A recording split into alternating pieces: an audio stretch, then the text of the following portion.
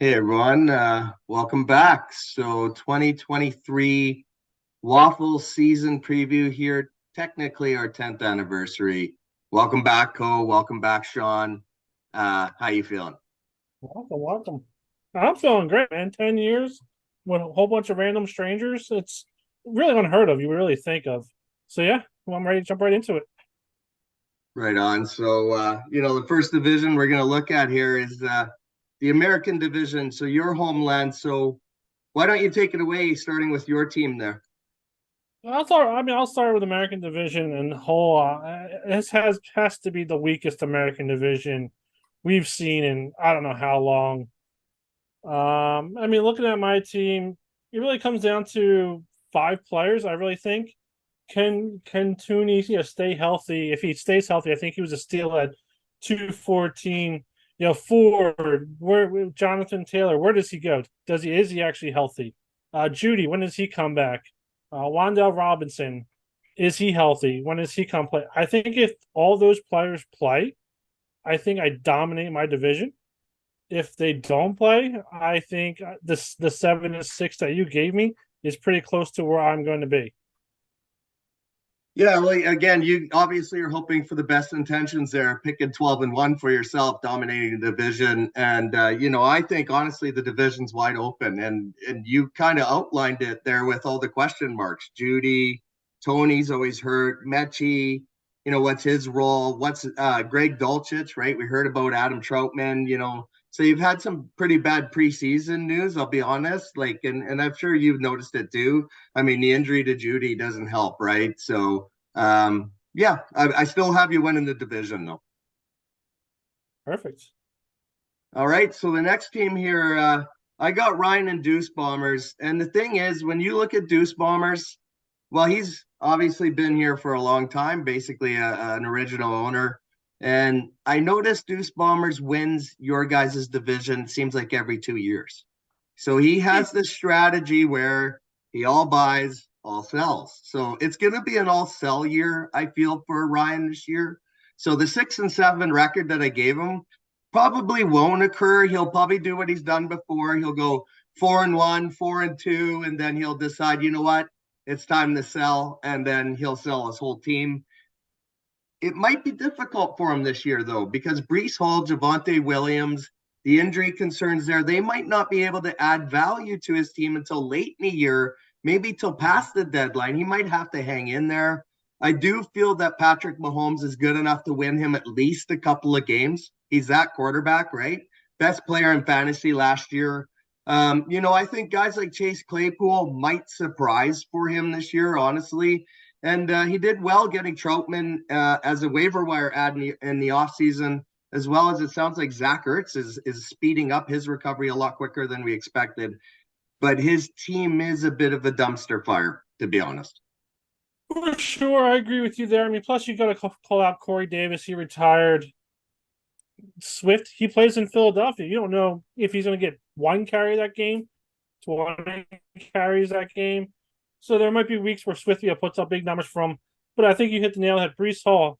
Plus he has to deal with Dalvin Cook, Mike Evans. Like, who's going to play quarterback in Tampa Bay? I do like his IDPs, but with all those questions, I think 5-8 is probably where he's going to be at. And moving right along, we're going to jump into somebody that isn't in last place for one of us. We're going to talk about Team Cash here. For me, Team Cash, he could be either really good or he's going to be really bad. And I think I erred on the side of caution there. I think Condre Miller, is he going to be a third down back only? Jamal Williams is there. Rashid Rice, he has, is he the next guy more, or does he actually put up good points? And to be honest with you, as we know, you need IDPs, and I do not like his IDPs one bit at all. And I think that's really going to hurt his team. I mean, you can. There's some teams on like Deuce Bombers. We called out a lot of his players, but he actually has good IDPs where he's actually going to get points. Where if you have an okay offense and you have IDPs getting you 3 points, 4 points, you're going to lose, and that's what it's going to come down to, in my opinion, for him. Yeah, you got him at 4-9, and good call out on the IDPs. And Sean, I will say this about your team. rock solid actually pretty this year on IDP, by the way.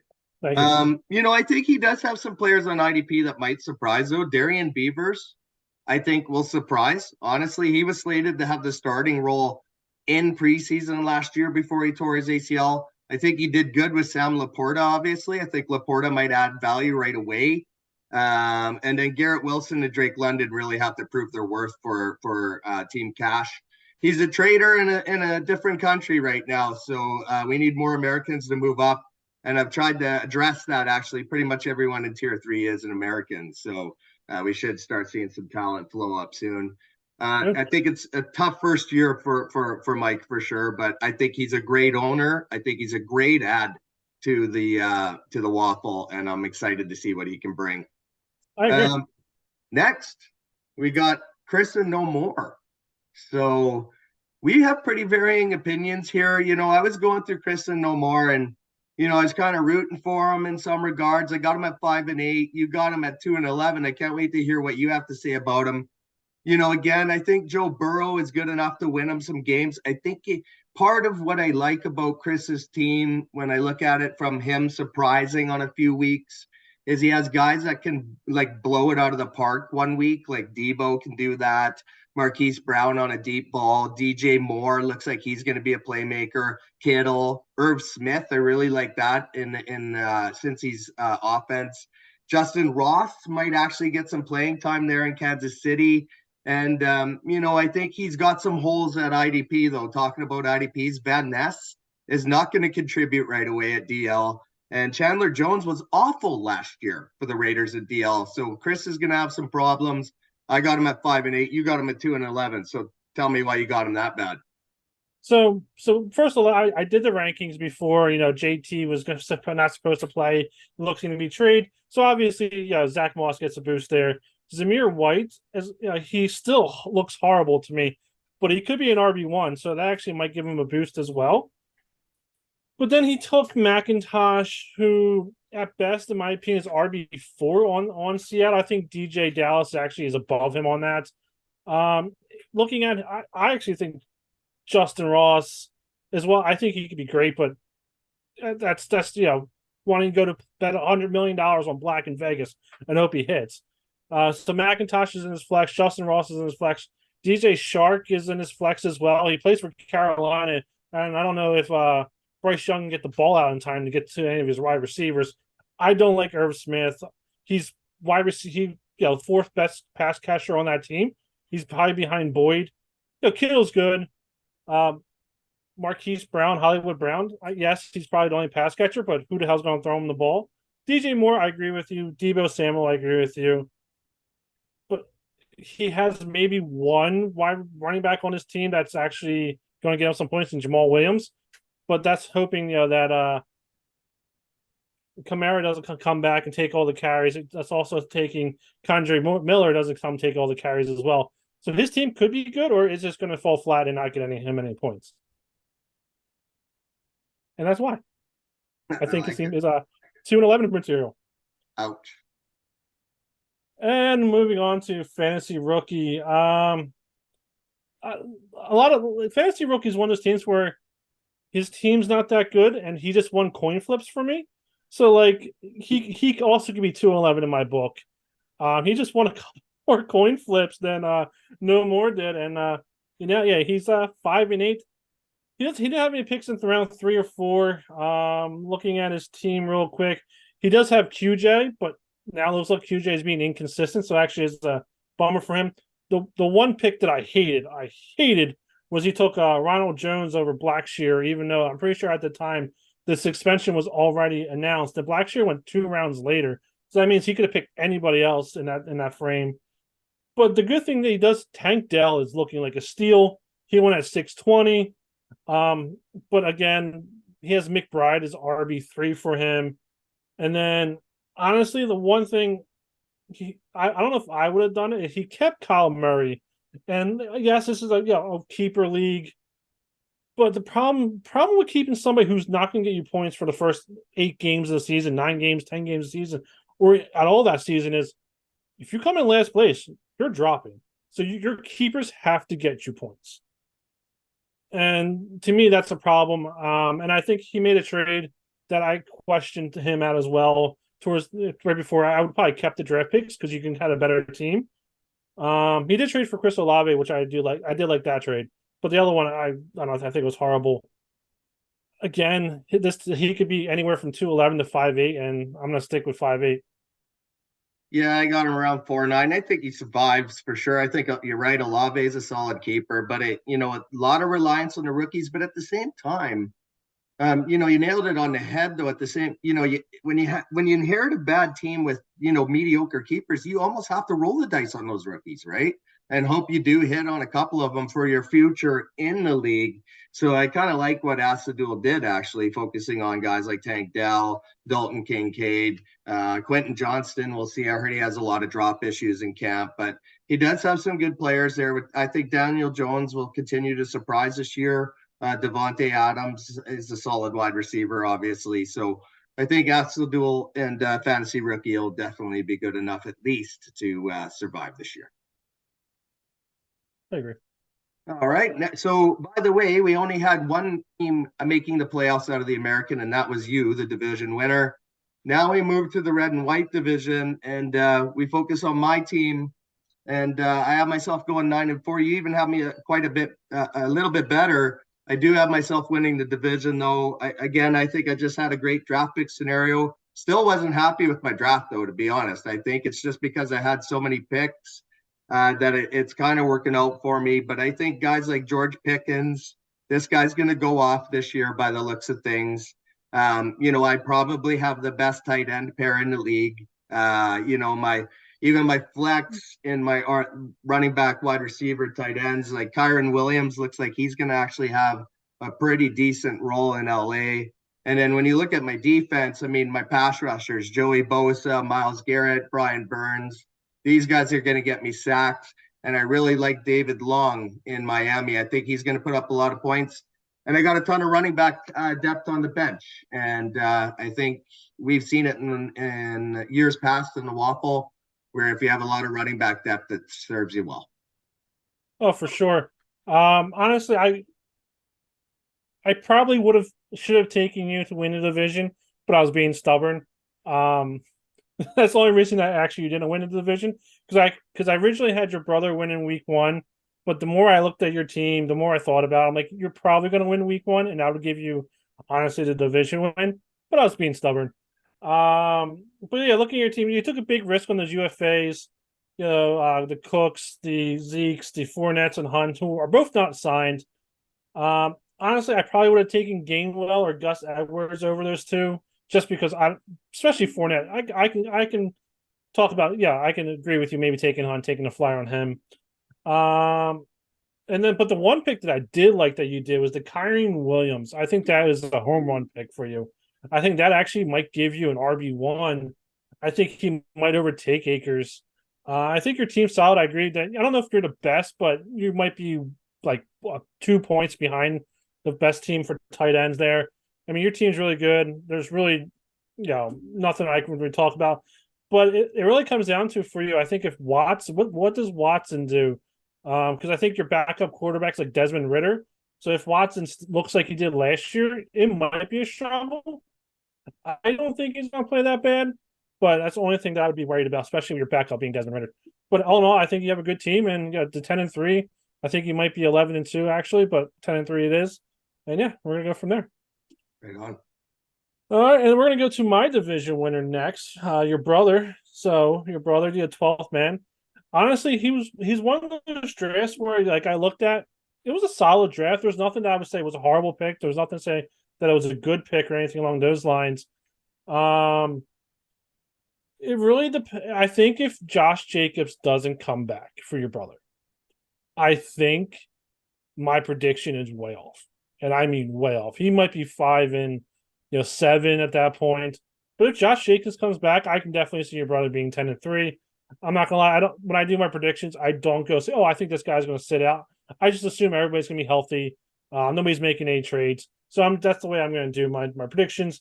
But really, yeah, your brother could be a little bit worse than that. If Josh Jacobs comes back, I think he has that shot to win the division. But we'll see how it goes. I'll pass it over to you.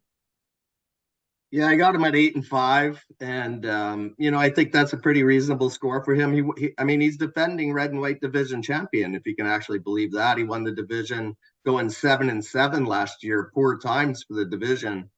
But when you look at Brian's team, I'm concerned about Kenneth Walker losing a fair amount of volume to Zach Charbonnet. Christian Watson, I think, is still a bit of a question mark, to be honest, in Green Bay, especially with Jordan Love throwing the ball. We don't know what he's going to do. Calvin Ridley, again, you're out of football. Like, Brian gave me a hard time about having Watson, and then here he's being hypocritical, and he has Calvin Ridley, who's been a year out of football. So, Brian, I mean, remember what you said about Watson. Same thing could happen to your Watson. So, it'll be interesting to see what happens. But I think Brian does have a good enough team to make the playoffs, and I do have him making the playoffs. But looking at the next team that I do have him slightly above him, and another team that I have making the playoffs out of the red and white, 3 teams making the playoffs, Adrian and the Age Crew. And, big part of why I like Adrian and the Age Crew, I like what he did in the first round when he picked Dalvin Cook at 10. I was actually super surprised that he dropped that far, because to me, it seemed like a done deal that Dalvin Cook was a Jet, to be honest. And then he's got the Tua to Jalen Waddle double dip combo every week. So if that offense for Miami can actually do anything and Tua can stay healthy, I think that could be a deadly combination. And not only that, he's got good other wide receivers to go with him. Deontay Johnson, Pickens is going to command a lot of pressure on the other side. So it might open up holes for Deontay Johnson as well. The defense is decent. I definitely don't like the fact that he has guys like Nick Morrow, though, still on IDP. That's a guy that I'd probably get rid of. But, for the most part, I think he's going to be pretty solid and has some home run hitters on his teams. And Tua of Jalen is going to be part of that.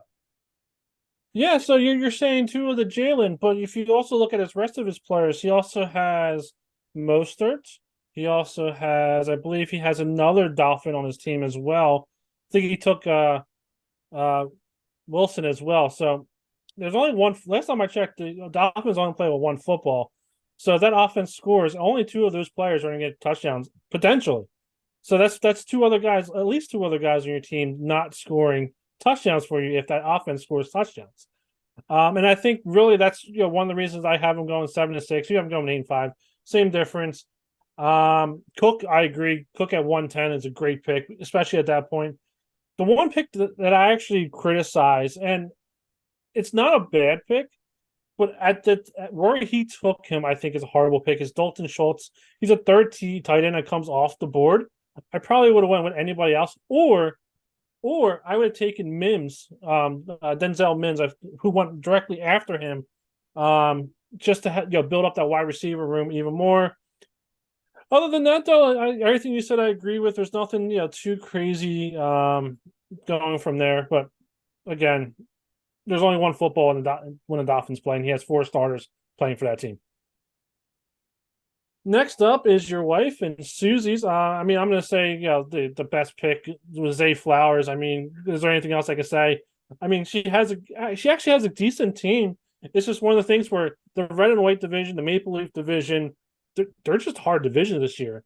It's the complete opposite of the last couple of years where the American dominated and everybody else was kind of like, eh.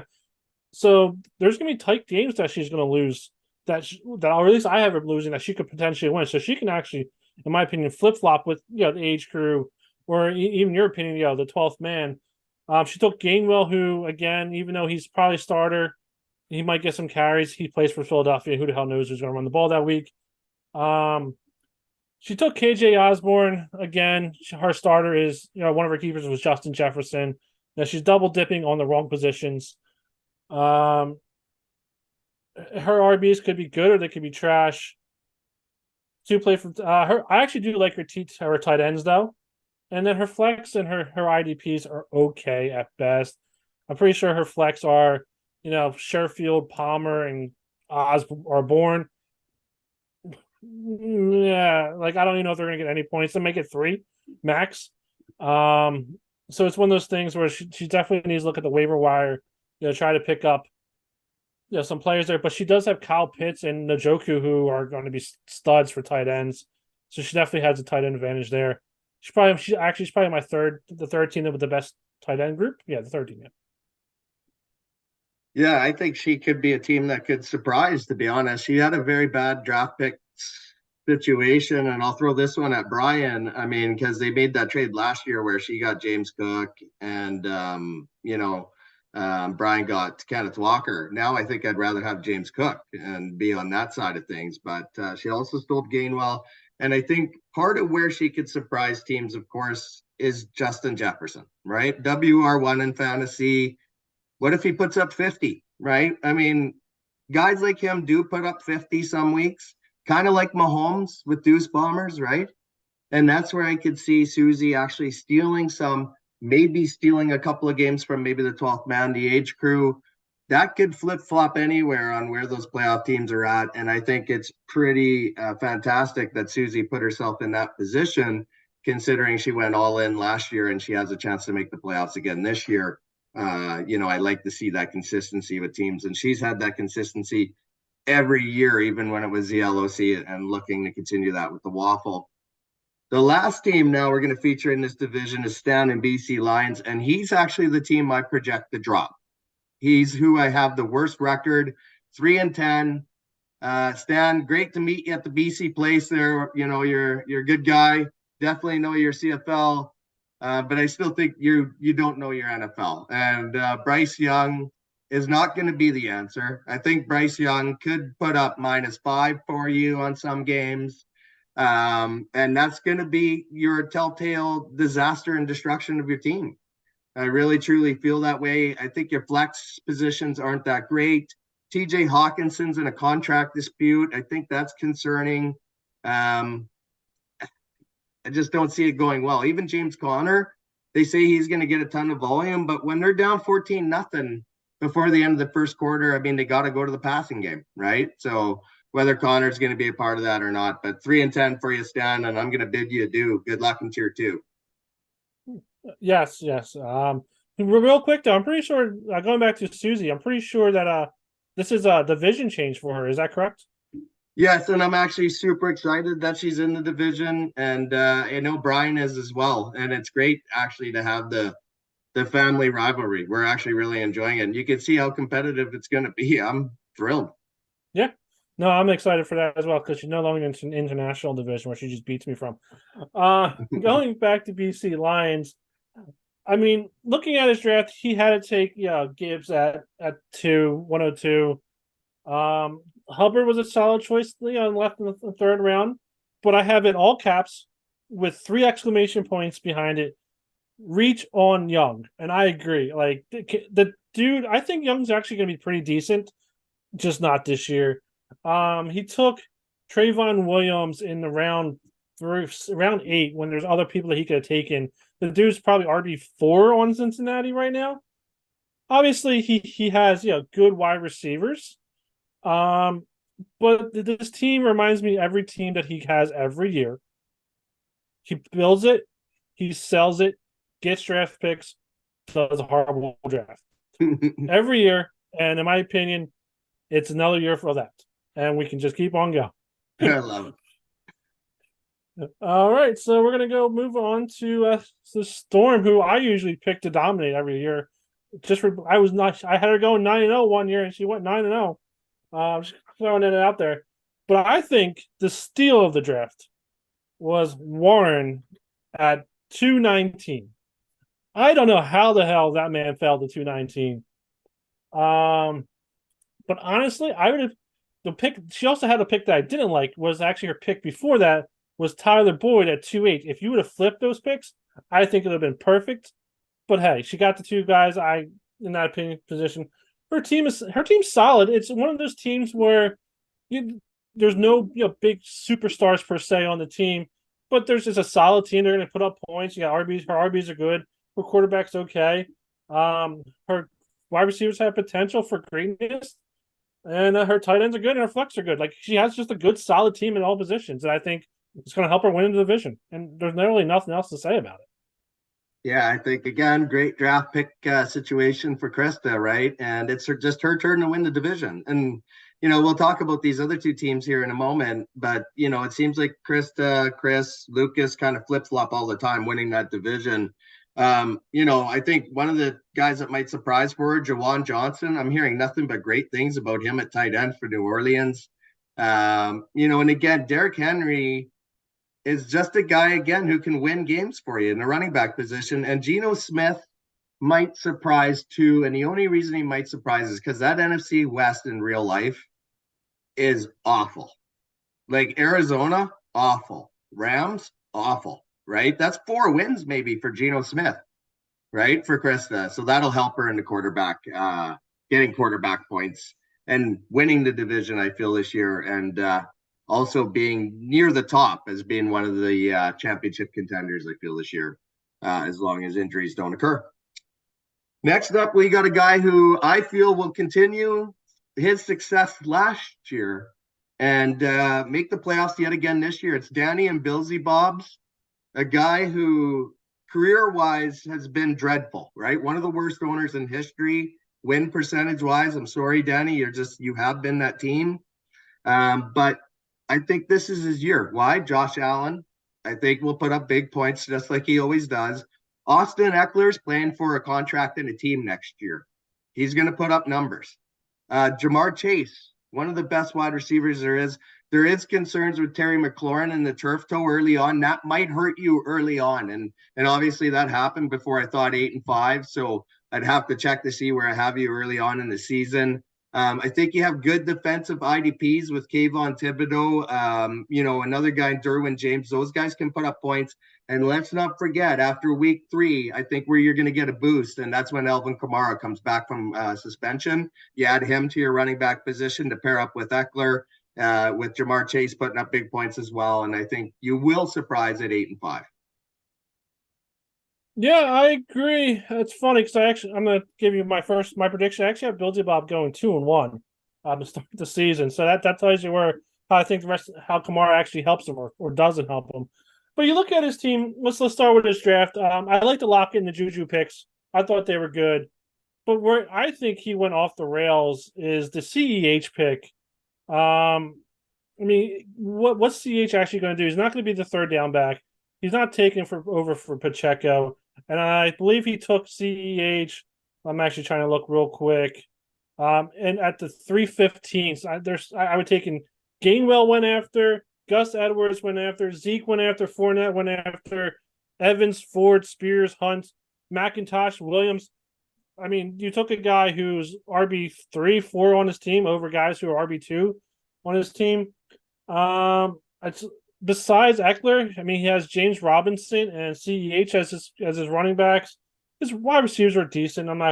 His tight ends are okay. His flex, looking at his tight ends are okay, but it's Dawson Knox and Kmet. And Kmet did horrible last year, and Dawson Knox has probably the best rookie tight end, to compete with this year. So I see that as a drop, even if Kincaid plays the slot a lot. His flex are Juju, which I like, Peoples-Jones, who could be hit or miss, and then he has Duvernay, who he's just going to play special teams. Yeah, that's really why I have him going 6 and 7. He has an okay team. He's going to beat some teams. He plays in a tough division as well. So as much as I think Allen and Chase are good or great, a lot of the other teams in this division have counterparts to that.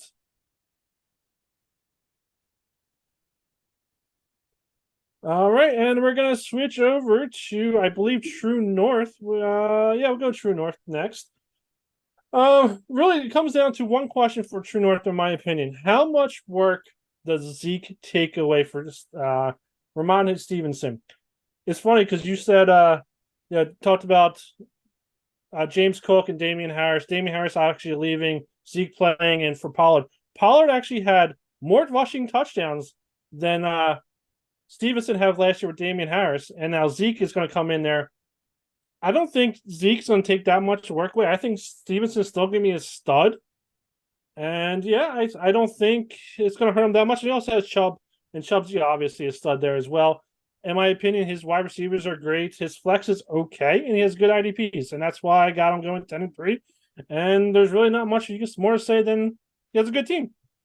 He's got some great building blocks for sure. Chubb's there, Cup, CD Lamb. Those guys are going to put up points. But the reason why I have True North at 6-7 this year, and let's face it, he's defending champion. I don't have him making the playoffs. He doesn't have a starting tight end or a tight end that I think is going to put up any points. Trey McBride, it sounds like Ertz is back. I don't know. And Albert O is going to get cut. So he doesn't have a starting tight end from what I can see. So I think it'll be tough for him to make any impact this year. Next up here, I got a playoff team. You got a playoff team. And he's with Bill Z Bobs and a team that has never really been able to win this division that much like the other owners. It's Milan in the 6. We both have him going 8-5. He's got Aaron Rodgers. He should have put up big points in New York with Gang Green. I think Antonio Gibson's going to do well. Zach Charbonnet's going to steal a lot of snaps from Kenneth Walker. A.J. Brown looks good. Brandon Cooks, he's going to get a fair amount of volume, I feel, as a safety valve for Dak. I really like Paris Campbell in New York. I've been hearing nothing but good things about Campbell in New York and that offense and his role. And everyone's forgetting about Darnell Mooney. Maybe there's a reason for that, right? But maybe he's one of those guys that might surprise. So I really like Milan in the 6 to make the playoffs. Milan in the 6 will probably be the best team ever to go 8-5. Ever. The only reason I've gone 8-5 is there's just so many coin flips. It's one of those things where the coin landed on the wrong side for him. As you said, she has Charbonnet. He has Antonio Gibson, who I think is going to be a great PPR back this year. He has Mitchell. He has A.J. Brown. He has Higgins. He has Cooks. He has Higbee. He has Hurts. Mooney. Paris Campbell, who I've had the last 5 years, and I hope he's going to do good every year, but he always gets hurt. Yeah, he has Marvin Jones. His team's set up for success, but for some reason, we both just have him going 8-5. In my opinion, he could go 10-3, 11-2, but it's just one of those things where it's gonna just came down to coin flips, and he landed at 8-5. And next up, we're going to talk about green lighting. Unfortunately, we got to talk about green lighting here. And I'm just going to talk about his roster. I'm not even going to look about his draft picks. His RBs minus Damian Pierce are trash. Let's call it what they are. His wide receivers minus Keenan Allen are trash. Let's call it what it is. He has Mark Andrews, and I think that's really his entire team. His flex, I didn't even care to look at his flex. I started looking, and I was like, I don't even know who half these guys are. The only thing that I know about Green Lightning's team, he showed me that you cannot trade your first 5 picks and hope to have a good team next year. Yeah, the league's that good now, right? Clearly you have them fairly near to dropping, I'm sure. But one thing I noticed, another 3 teams we have each making the division here out of the Maple Leaf. I have them going 5-8, and maybe I'm just being generous to them. The reason why I'm going 5-8 is the Herbert to Allen double dip. I think the Chargers, they play those high scoring games, right? 37, 31, or whatever the case may be. And maybe those guys hook up for a couple of touchdowns, right? And that might be good enough for, 80 points right there, which from 2 guys, right? And then you just have to rely on the rest of the roster to really put up 120. I think in the Wffl, if you put up over 200, you have a chance at success, right? That's pretty much the point spread for us. And, I hope he stays in there. Obviously, looking at your record, he definitely has something to be concerned with. And he might be in one of those positions where he has to be one of those teams that has to trade picks away to survive. Yeah, staying on his team is Keenan Allen hook up until Keenan Allen gets injured by week 4. And he has nobody to throw the ball to now. But he does have Jameson Williams coming back after a suspension. But we also how that worked out for Jameson Williams last year after he came back from his injury. He didn't do anything. So, all right. News here. You and Milan make a blockbuster deal.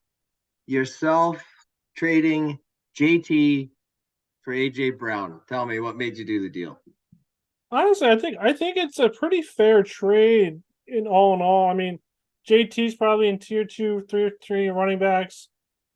And then AJ Brown's probably in tier 2 wide receivers. In my opinion, JT's probably gets a little bit more points. but I get rid of that headache of where's JT going to play? Is he actually healthy? And I think even though you have me going 7-6, I think my team's actually good enough to win it all this year. And I think if I get out of the gate good with AJ Brown, it puts me in a better spot to win the division, especially with Judy. Who knows when he plays? Other question marks on my wide receiver as we talked about earlier. It was a no-brainer for me, but I think it's a win-win for both of us, and I think it's a good, fair trade, honestly. I think it is a win-win for both of you too. I think I'm going to keep the 6 still at 8-5. I mean, the risk of JT, there's a big risk there for him making that trade, though. A huge risk losing up AJ Brown's production, especially since AJ Brown has been so consistent. And you needed the wide receiver after Judy went down. You're right, and you're right. Get rid of the headache. I think, yeah, you probably might be better than the 7-6 now that you have that guaranteed AJ Brown. But time will tell. Huge trade. Wow, you guys, that's unbelievable. As we flip it over now to our last division that we'll preview, and it's the international division, and we have two different people winning, but two guys that seem to win it every year: Dushan, Eric, Suihino, Sabatica Spartans. I got, just like, if you look closely, the records in this division are pretty close to the records I had projected for the American division. Both these divisions I have been pretty awful this year, but I'm giving it to Suihino on coin flips. Looking at it now, hearing that Sean Tucker is sharing first team reps now in Tampa Bay, that Rashad White running back one he has right now is a serious concern. Anthony Richardson, a rookie quarterback, relying on him is tough. Treylon Burks got hurt, of course, in preseason. And then Tyreek Hill, I think, will put up big points for him. I like Michael Wilson. But, there's been some news here that's kind of hurt Suihino. But then there's other news where Trey Palmer looks like he'll have a role in Tampa Bay now because of the injury to Russell Gage. So I got Suihino at 7-6, but this division is really tough to call. I agree. If you even look at mine, 8-5, 6-7, 6-7, 5-8. Honestly, you can just kind of throw a dart and they'll probably land somewhere in that. But for me, Suihino, I hated and I actually like the guy. I think he's gonna have a good career. I hated Rashawn Johnson at 105. I think there's so many other picks that you could have over there. And then I also didn't like his next. Well, I don't know if it was his next pick or one of his next picks. He took Reed. He's wide receiver 3, 4, maybe over somebody like Mingo and Beckman or Beckham. The keeper situation wasn't really good to start with. And like you're talking about his team, but I really don't like his running back room. White, Singletary, Johnson. His wide receivers are okay. I mean, if he didn't have Tyreek Hill, they would be horrible. Tyreek Hill, Burks. I think Burks has a decent year. I think I have gone back on this, but he still plays for Tennessee. Nico Collins, he could be our wide receiver 1 to our wide receiver 5 or 4 on that team. Tight ends are not good at all. Flex are, besides Deuce Vaughn, I don't think Michael Wilson is actually going to do anything with that quarterback situation there. IDPs are good, but it's my opinion 5-8 good. It's not great. Richardson, I mean, if you watched him play, even in college, he has potential, but he's just not good. It's weird. He reminds me of Trey Lance, honestly. And yeah, I just don't see his team be better than 5-8. Next up, I'm just verifying. I'm going to go with who I have going 8-5. And we're going to talk about Sabatica Spartans. I know earlier we talked about James Cook. I actually think RB1 is Damian Harris. I think James Cook has regressed to PPR back there. I think he was definitely a better pick than Bigsby and Rashad Penny, who out. I think the Sutton pick is good as well. I like it better than Gabe Davis, who went before him. In my opinion, he has Jalen Hurts, who's quarterback 2 in fantasy football. He has really good tight ends. his flex is not that great, but I don't think it really matters in this division. I think he wins most of his division games, and that's why he goes 8-5. Yeah, I got him 6-7. I think he's going to be the closest competitor to Swahino. I like Hertz as well. Pittman and Sutton. I mean, they're going to get a lot of volume there, considering what's going on in Denver. Indy's got no wide receivers. Catching Kelsey, of course, he's a TE1 every year. You're right, his flex sucks, but I think Dushan and let's face it, Eric as well. They always find a way to be the top two teams in the international. And I'm not going to go away from that. And it leads me to the next team here who's never won the division in the international. And it's a guy who I like to call always Shitty. And Shitty had a great draft pick situation and blew it by going Sauce Gardner early. Not sure what he was thinking on that one. I know actually what happened. It was a computer glitch or something. But that might have blew it for him, right? When you have all those early picks and you go Sauce Gardner that early, I think it was round 3. I mean, you just want to throw something at the computer, I'm sure. Kenny Pickett, let's face it, guy looks great in the preseason here. Amon-Ra St. Brown, this guy seems to be what most people are thinking, top 10 wide receiver in the league now. We'll see in Detroit. He took a chance on Jalen Hyatt. Apparently the guy's an afterburner, so we'll see. And he does have a good defense, right? Kendricks, he usually does well. Hicks. But I don't think Shitty did well enough with the picks. But we'll see. It's really going to be up to how good Bijan is and whether or not he's for real, right? So. Yeah, I mean, it can almost be like Bijan, are you for real? Like my team back in the day, D Jackson, he ain't for real. But I mean, obviously, yeah, Bijan Robinson is always a boost to somebody's team. I mean, Tanks Bigsby, I don't know. Like people think he's going to be really great on that Jacksonville team. I think he could be a good PPR back, but I would rather have somebody like Zay Flowers. Even though he has, I think he kept 3 wide receivers. You still got 3 flex positions to play. So even if I would take the better player there, Zay Flowers, Lockett, even Gabe Davis, Elijah Moore, who I think is going to have a hell of a year. Yeah, there's other players I would take, and I think are going to get more points than Bigsby there.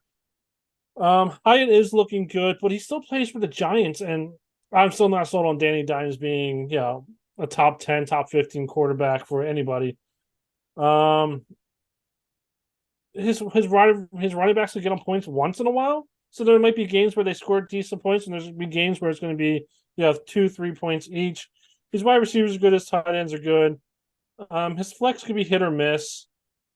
But really, you have to think about this, and this is the question. This is why I have him going 6-7. I think it's also a question why you have him going 6-7.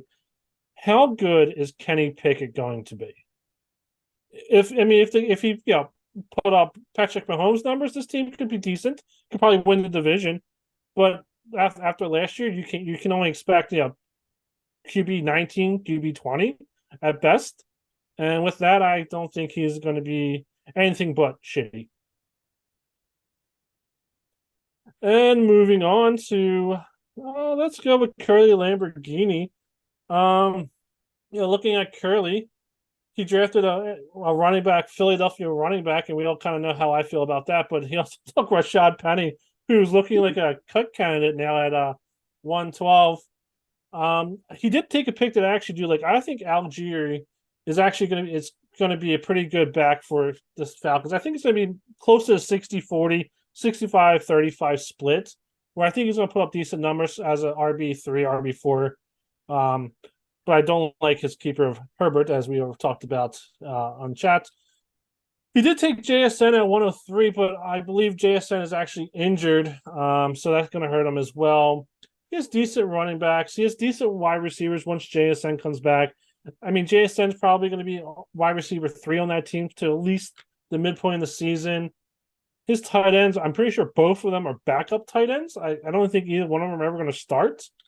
The only position that I actually like on this team is Jordan Love, who is looking pretty damn good, and his flex position is not that bad. But I think those flex guys, they're not going to score a lot of points, and I do have him going 6 and 7, but he also plays in a division with the guy that I think is going to be dropping. And we'll talk about him next. So this division is a crapshoot. There's a lot of holes in every team that you can probably poke at. If any of these teams played in any of the Canadian divisions, these teams would go like 1-12 at best. So, yeah, I mean that's how I feel about this division, and I say it every year, and one of them always beats me, so it doesn't matter. Yeah, I got Curly going 4-9, and let's face it, Rashad Penny 112 could be in his nightmares by the time this season's over. Dak, we'll see how good he is. I mean, Trey Lance is there now, so maybe Lance is going to be groomed for the future. I do like Ayuk and Dotson though to have big years for Curly.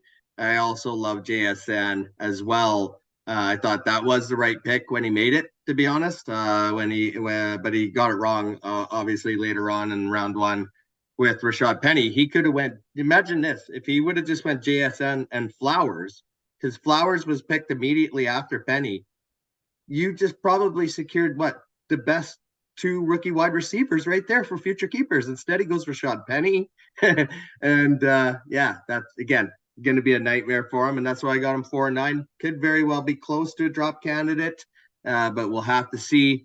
And that leads us to the last team we're going to feature here today, and it's Finn and Trustin Fields. Year one for him to make it to the big time. Happy to have Finn. Brotherly rivalry, a lot of family discounting going on in this league now. You got the brothers here now in the international division, the red and white, obviously family discounting there. Obviously, joking aside, 6 and 7 is where I got Finn. Why? I think again, Fields, is he going to put up a lot of points? Don't forget, Fields, I think, was top 5 running back in rushing last year. Like, that's what sometimes people forget.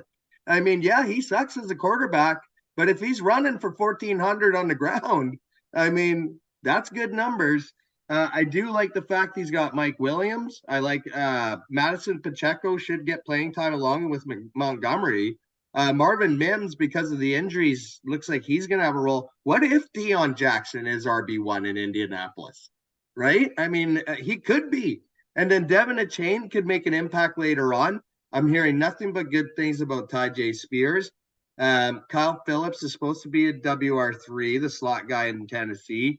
Kelvin Austin, again, this guy sounds like he's going to be good.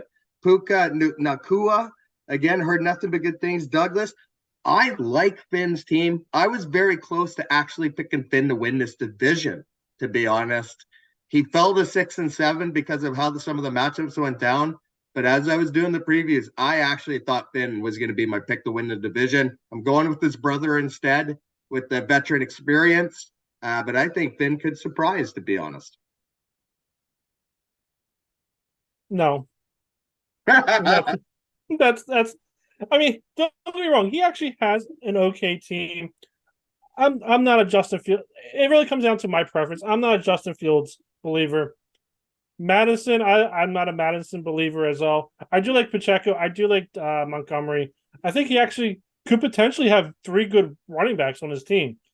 Mike Williams, he's going to get injured by week 2. Samuel, who cares? Mims, until recently, he was wide receiver 3. He actually can look decent. Tyson Hill, if he plays tight end, he's just going to be okay. I don't even know who the hell this Parkinson guy is. To be honest with you, I know you just talked about him, but he's going to be behind Noah Fant. There's no doubt. I actually not high on Achane. I think he's definitely behind Wilson and Mostert to start the season, and I think he's actually even further behind when they re-sign Salvin Ahmed. I actually don't think that he is going to be RB3.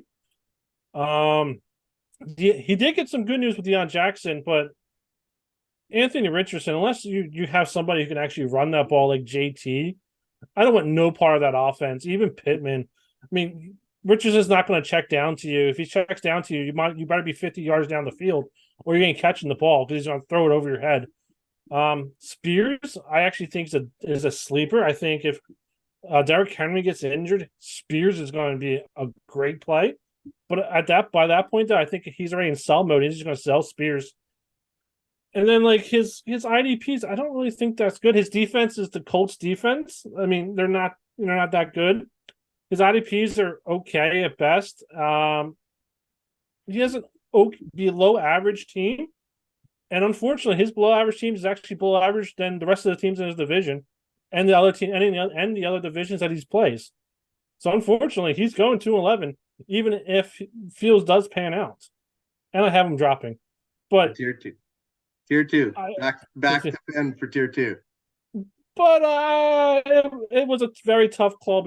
So my game for the loot to go down was No More and Trustin Fields, and I think I had No More winning by like 2 points. So it's always possible that Chris goes down to 2-2 as well. Wow. Yeah, but you know what? There's a lot of teams that could drop. I love the format because I'm telling you, like there's high quality owners. Like you get a guy like Chris and No More, who's taken years to get up to the tier one. And if he drops almost as soon as it took him as long as it came to come up, I mean, that would be heartbreaking. So it's going to be great to see how the season progresses. I'm super excited. We don't have too much longer till this thing kicks off, man. And yeah, I'm excited to see what happens. Yeah, I agree. I'm definitely excited to get the season going. I think I have a hell of a team. I think I have definitely a good shot to at least make the championship game again. I mean, I've talked to a couple of the new guys who've come up. I think a lot of them didn't realize how important draft picks were, unless your name is you know, BC Lions, who doesn't know how to draft. But draft picks are important. You can't just throw them away like in tier two. You have to use them. The keepers are a lot bigger. There's a lot less keepers. There's less quality picks going into the draft than there is in tier two. I think tier two was 16, so now you're adding at least 20, 20 different keepers plus an IDP player. So you're definitely getting your killed theirs. You have to make sure your keepers are good, and you have to know IDPs. I mean, that's something that a lot of the guys I talked to came up. So yeah, IDPs, tier two are okay. I think between you, myself, True North, Susie, Brian, we're starting to know. Okay, we know the keepers. We know what positions we want to draft for which keepers. I forget. I think it was. I forget who did it. It might have been Shitty. Took Jalen Carter. Yeah, before a whole bunch of different linebackers. Like you can't do that. There's just certain plays you can't do in tier one that you could probably get away in tier two. But it's going to be a hell of a season. I think a lot of people are going to learn, and I think honestly, whoever drops has a really good chance of coming up in 2 years. And I think they're going to have that experience, and they're going to be able to come back and win. Unless your name's Robert. Well, I'm not gonna lie, Robert could be in danger of falling to tier three this year. So didn't work out too good with him and his baby girl this year, based on what I could see about their team. So he could very well be a tier three team. But he's committed. I'm sure he would keep rocking in tier three. And I hope even if we saw a guy like Lucas, Chris No More, even Brian, yourself, anyone drop to tier two, you just take it and try to get back up as soon as possible. I'm tier two champ. The last time I checked, I'm reigning tier two champ. Well, there'll be a new one this year. All right, buddy. It was fun. Always a pleasure. All right, man. Have a good Have year. a good one. You too. Bye. Bye.